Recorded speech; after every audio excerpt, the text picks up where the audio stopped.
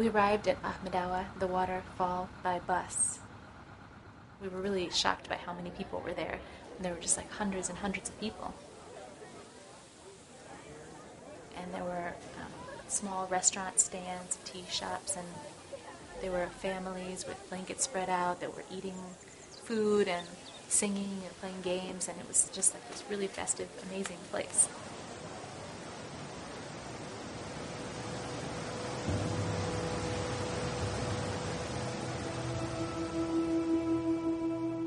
The next morning, we woke up early. We thought it would be nice to go for a hike, and there were several trails. So we asked this friendly tea salesman which trail would be good. And he pointed to one and said that was a good trail to take. And we said, are there any problems up there? Is it safe? And he said, oh, yeah, sure, it's safe, no problem. So that's the one we chose. There was no fence, no flag, no indication of a border of any kind.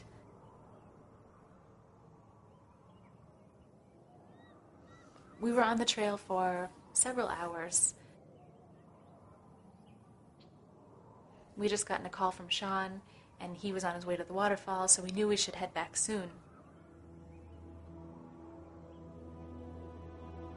I looked up and I saw a soldier about 300 meters away from us, and he was holding a big gun, a rifle, and then he was motioning with his arm. He was doing like this for us to go further down the trail. So we kind of looked at each other and we were like, okay, it's just, an Iraqi soldier. It's not a big deal. We're not doing anything wrong. So we felt we had no choice but to follow his instructions, and we went farther down the trail when we saw another soldier. And this soldier motioned for us to come to him. So we stepped off of the trail and walked towards that soldier. And when he started speaking in Farsi, he said, Iran, and pointed to the ground where we were standing. And then he pointed to the trail that we had been on, and he said, Iraq.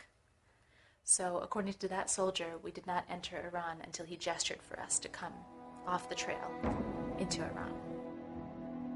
We wanted to turn around and go back, and we tried, and he wouldn't let us. He led us away from the waterfall until we met with a group of other soldiers, and they were standing around a small structure, like a shack. They took our things. They took all of our bags, and they looked at our passports, and they were like, oh, American. I mean, one of them spoke a little bit of English, and he was using his English dictionary, and Shane was trying to talk to them in Arabic. We were just telling them, we are from the waterfall, and we need to go back to Iraq. I was afraid, and we were all afraid. So Shane kept pleading with them, and he finally convinced them to let him make a phone call. And that was when Shane called Sean and told him what had happened, and that's when Sean immediately called the American embassy in Baghdad.